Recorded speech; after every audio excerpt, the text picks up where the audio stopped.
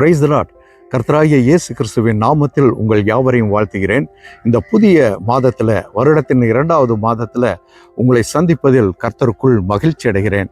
சென்ற மாதம் முழுவதும் கர்த்தர் நம்மை பாதுகாத்து சுகபலன் ஜீவனோட இந்த புதிய மாதத்தை காண செய்திருப்பது அவருடைய சுத்த கிருபை மாத்திரமே. ஆமென். இந்த நாளில் நாம் பார்க்கும் காரியம், அப்போஸ்தலனாகிய பவுல் பிலிப்பியருக்கு எழுதின 4ஆம் அதிகாரம் 6-7 வசனங்கள்.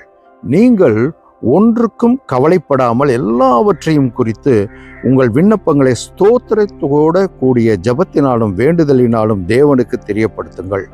அப்பொழுது எல்லா புத்திக்கும் மேலான தேவ சமாதானம் உங்கள் இருதயங்களையும் உங்கள் சிந்தைகளையும் கிறிஸ்து இயேசுவுக்குள்ளாக காத்துக்கொள்ளும். கர்த்தருக்குள் பிரியமானவர்களே, இங்கு அப்போஸ்தலனாகிய பவுல் சொல்லும் பொழுது ஒன்றுக்கும் கவலைப்படாமல். அப்போ எப்படி நம்ம யோசிக்கலாம், எப்படி கவலை இல்லாமல் இருப்பது? சுற்றிலும் பல காரியங்கள் என்னை நெருக்கிறதே அப்படின்னு யோசிக்கலாம்.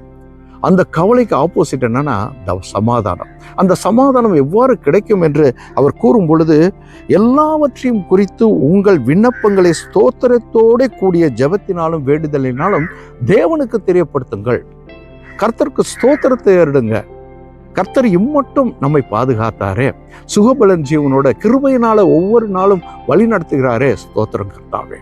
நன்றியுள்ள மனதோட உங்கள் விண்ணப்பங்களை நீங்கள் ஏறெடுக்கும் பொழுது, நம்மை சுற்றிலும் எப்பேற்பட்ட சூழ்நிலைகள் இருந்தாலும் தேவ சமாதானம் உங்களை காத்துக்கொள்ளும்.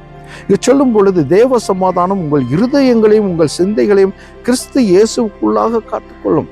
ஏனென்றால் இருதயத்தெல்லாம் பல காரியங்கள், பல கஷ்டங்கள், ஏன் இவ்வாறு நடக்கிறது, சிந்தனையில் என்னுடைய குடும்பத்தை குறித்து ஒரு கவலை இருக்கலாம், பிள்ளைகளுடைய எதிர்காலத்தை குறித்து கவலை இருக்கலாம், உடல் ரீதியான வேலை காரியங்கள்ல குறித்து கவலை இருக்கலாம். எல்லாவற்றையும் குறித்து கர்த்தரிடத்துல ஸ்தோத்திரத்தோட, கர்த்தாவே நீர் பார்த்துக் கொள்வீர்.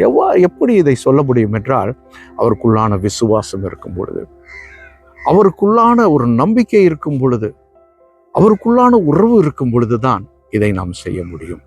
நம்மை சுற்றிலும் செங்கடல் போன்ற பிரச்சனைகள் இருக்கலாம், எரிகோ மதில் போல இருக்கலாம். ஆனால் கர்த்தர் என்னோடு இருக்கிறார் என்ற விசுவாசத்தோட ஸ்தோத்திரத்தை எடுங்க. கர்த்தாவே நன்றி, கர்த்தாவே நீர் எல்லாவற்றையும் எனக்கு பார்த்து கொள்வீர், நீர் என்னோடு இருக்கிறீர், என்னை பலப்படுத்துகிற கிறிஸ்து என்னோடு இருக்கிறீர், எனக்கு பலம் தருவீர் என்ற விசுவாசத்தோட அவரிடத்துல ஸ்தோத்திர பலிகளை ஏறிடுங்க. அப்போ எல்லா புத்திக்கும் மேலான, நாம் நினைப்பதற்கும் எண்ணுவதற்கும் மேலான தேவ சமாதானம் உங்கள் இருதயங்களையும் உங்கள் சிந்தைகளையும் கிறிஸ்து இயேசுவுக்குள்ளாக காத்துக்கொள்ளும். கர்த்தருக்குள் பிரியமானவர்களே, இந்த மாதத்துல அவருக்குள்ளான உறவுல, அவருக்குள்ளான விசுவாசத்துல நிலைத்திருந்து எல்லாவற்றையும் குறித்து ஸ்தோத்திரத்தோட கூடிய ஜெபத்தை நீங்க அவருக்கு தெரியப்படுத்துங்க. அப்ப கர்த்தர் உங்களுக்கும் உங்கள் குடும்பத்திற்கும் நிறைவான சமாதானத்தோட வழி நடத்துவாராக. ஆமேன், ஆமேன்.